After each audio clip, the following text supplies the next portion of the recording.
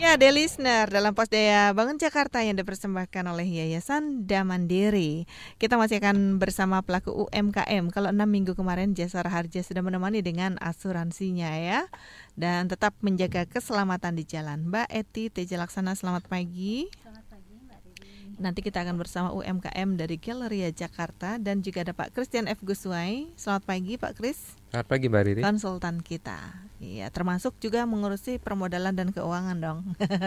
Analisanya begitu ya Mbak Eti ya.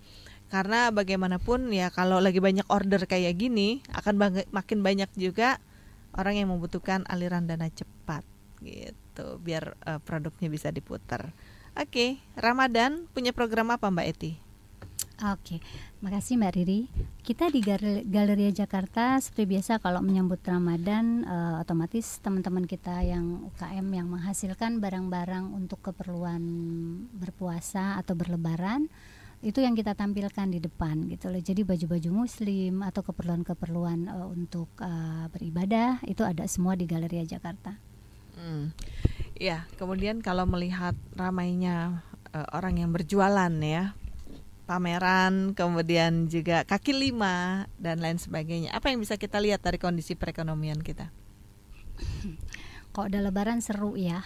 Jadi rame-rame bikin produksi ataupun menumpuk stoknya ya Pak Kris ya.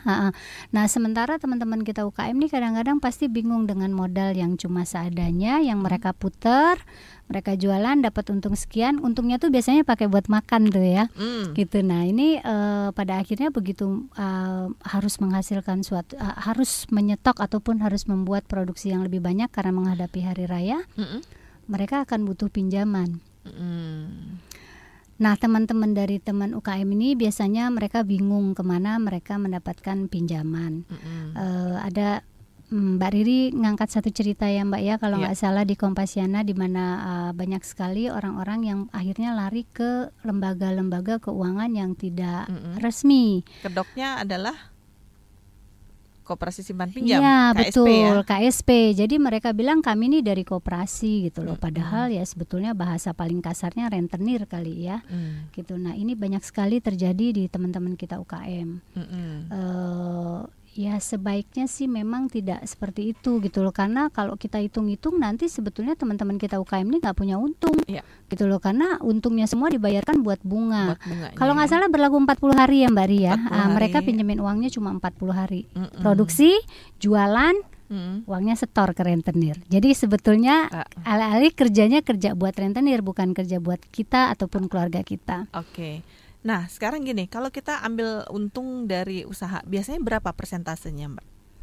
Tergantung Mbak, tergantung kita mau kemana. Biasanya kalau makanan ya sedikit ya gitu, karena makanan itu kan harus cepet ya.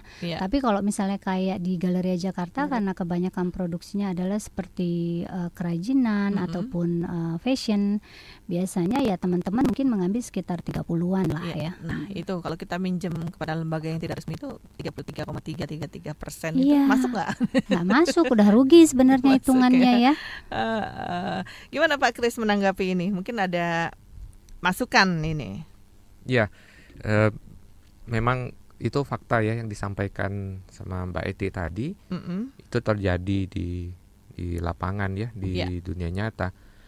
Memang kembali lagi pelaku usaha, khususnya rekan-rekan kita yang di UMKM ini memang harus berhitung ya, termasuk tadi sumber pinjaman seperti tadi yang disampaikan yang tidak murni sebenarnya ya.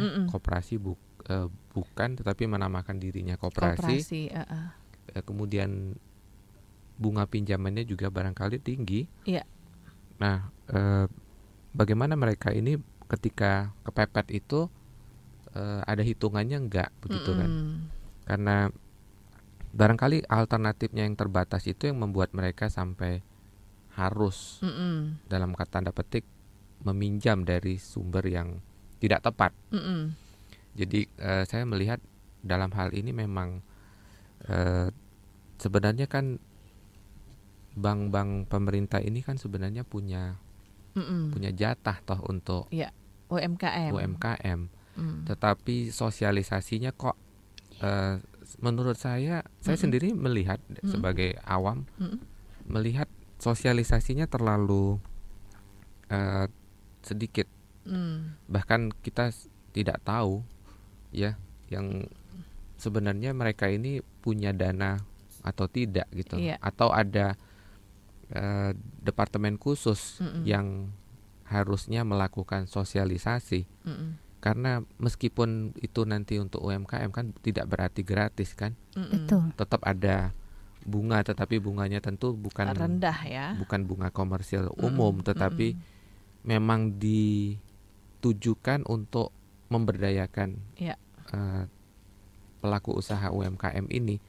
Tetapi ya cobalah seperti Mbak Eti sendiri, apakah melihat atau tahu bank-bank mana yang sebenarnya memiliki dan melakukan sosialisasi? Hampir tidak ada toh.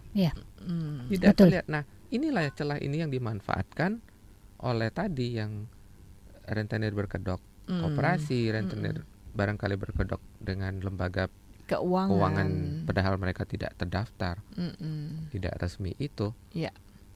Jadi seperti itu ya kondisi realnya. Baik, nanti kita berlanjut ya, dear listener, tentunya setelah ini.